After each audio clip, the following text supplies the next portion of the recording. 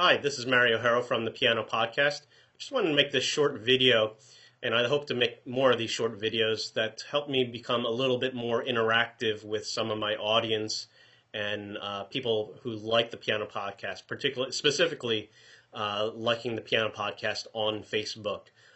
Yesterday, Mark Cousins had wrote on the timeline for the Piano Podcast. He had written, "Hi Mario, I'm trying to learn the piece Read All About It, Part 3 by Emeli Sandé, and I'm having some difficulty knowing which hands to use as the notes in the bass and treble staffs overlap. Any help you could provide would be much appreciated. The link to the music is below, although it doesn't seem to completely follow the piano in the song. Thanks."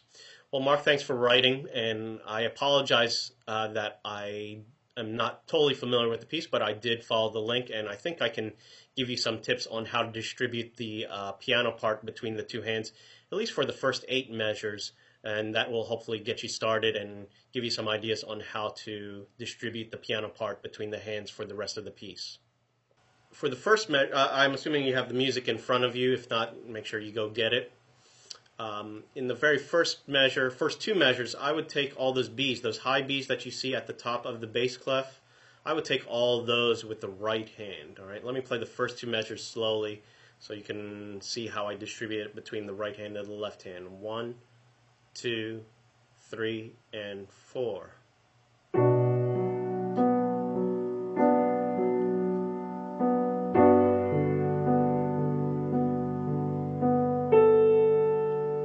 Now in the third measure, I would take, instead of the Bs, I would take the As. Since there's no more Bs there, I would take the A, and also there's that 1D in the middle of the measure that you see tied over as well. Although I think I start off playing it first with 3 and 5 at the beginning of the measure, but then I switch over to the second finger in the middle of the measure. I'll try to do that slowly so you could see the finger switch where I change playing that D first in the right hand with 3, and then in the middle of the measure with 2 there to make it easier to reach the high A's that come in the second half of the measure. All right, let me do that real slow. 1 and 2 and 3, 4.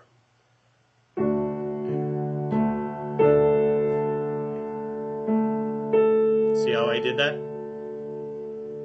And then in the fourth measure, I play the C sharp and E with 3 and 5 respectively.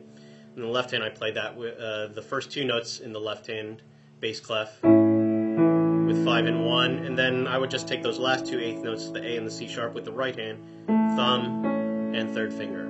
See how that goes?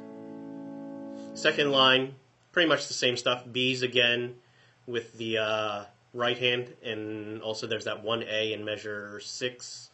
So distribute it like this.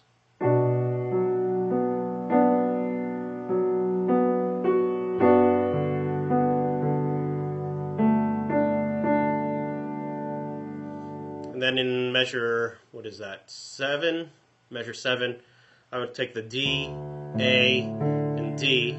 I think you should be, if your hand's big enough, you should probably be able to reach that all with the left hand, and everything in the treble clefs with the right hand.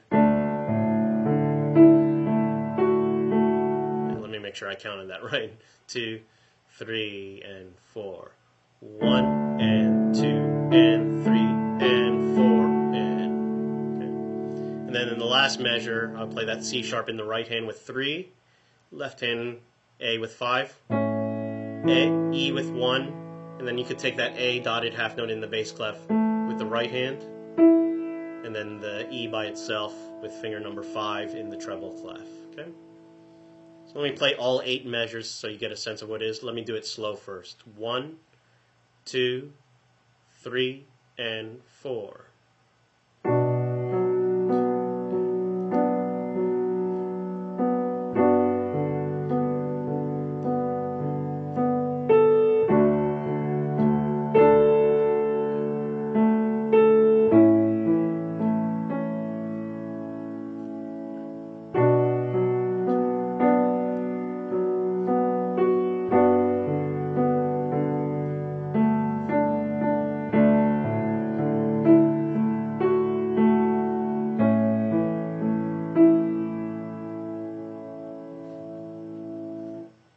So let me try to do it a little bit closer to tempo here. 1, 2, 3, and 4.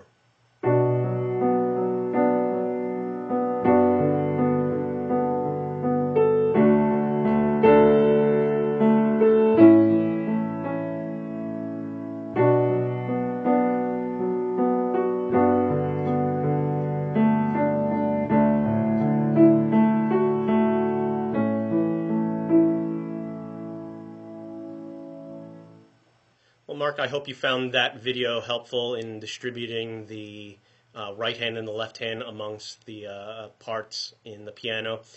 If you or anyone else has any questions about something that they're trying out that you can't quite get, I'll see what I can do to help, and I'll try to respond as best as I can here. Leave a comment here on my Facebook page. And that's why I started this podcast, was because I wanted to help some people at the piano that maybe I normally wouldn't come across in everyday life here. So it's I'm really always fascinated with this cool technology, and hope that I can be of some service to any of you out there. That's it for this time. Keep on practicing. Bye.